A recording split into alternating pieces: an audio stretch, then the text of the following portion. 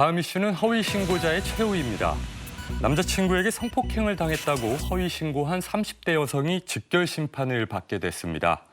직결 심판은 경미한 범죄 사건에 대해 정식 형사소송 절차를 거치지 않고 직결 심판에 관한 절차법에 따라 하는 약식 재판인데요. 어제 경기 평택경찰서는 경범죄처벌법 위반 혐의로 30대 여성을 직결 심판에 회부했습니다. 해당 여성은 9일 새벽 1시 10분쯤 평택시 청부급의 한 아파트 단지에서 112에 남자친구에게 성폭행당했다고 허위 신고를 한 혐의를 받고 있습니다. 그가 허위 신고를 한 이유는 남자친구가 자신의 전화를 받지 않아 화가 나서였다고 하는데요. 경찰 관계자는 성폭행이라고 해 순찰차 3대가 출동했는데 사실이 아니었다면서 출동을 한 현장에서 바로 허위 신고가 드러났다고 전했습니다. 네, 허위 신고 정말 황당합니다. 네. 얼마 전 또 부산역이 발칵 뒤집힌 허위 신고 사건이 있었죠. 그렇습니다. 사람을 죽이러 부산에 가겠다면서 허위 신고를 한 남성이 부산 기차역에서 붙잡히는 사건이 있었습니다. 경찰청은 지난 7일 A씨를 검거하는 과정을 담은 영상을 SNS에 공개했습니다.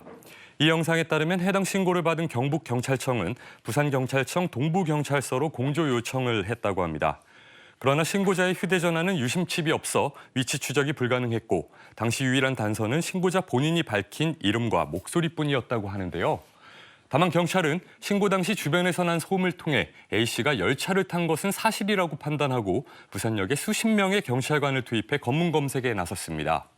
신고 약 1시간 뒤 동부서 상황실은 신고 이력을 샅샅이 뒤진 끝에 용의자의 사진을 입수하게 됐고 이를 토대로 검문 검색을 이어가던 경찰은 마침내 인파 속에서 A씨를 발견했습니다. 경찰이 신분증을 요구하며 신고 여부를 묻자 남성은 무슨 소리를 하냐면서 자리를 피하려고 했는데요. 하지만 경찰이 재차 추궁하자 A씨는 범죄를 인정했습니다. 당시 소주 6병을 마신 A씨는 부산 음식점에서 있었던 나쁜 기억이 떠올라 이런 허위 신고를 했다고 진술을 했다고 하는데요. 경찰청은 A씨의 허위 신고로 약 2시간 20분 동안 수십 명의 경찰이 동원됐다고 밝혔습니다. 이게 이제 경찰 공백 상태가 생기는 거잖아요. 네네. 진짜로 긴급한 상황이 있으면 이분들이 못 나가는 거 아닙니까? 119도 마찬가지고 112, 119는 심심하다고 누르거나 화난다고 누르는 번호가 절대 아닙니다.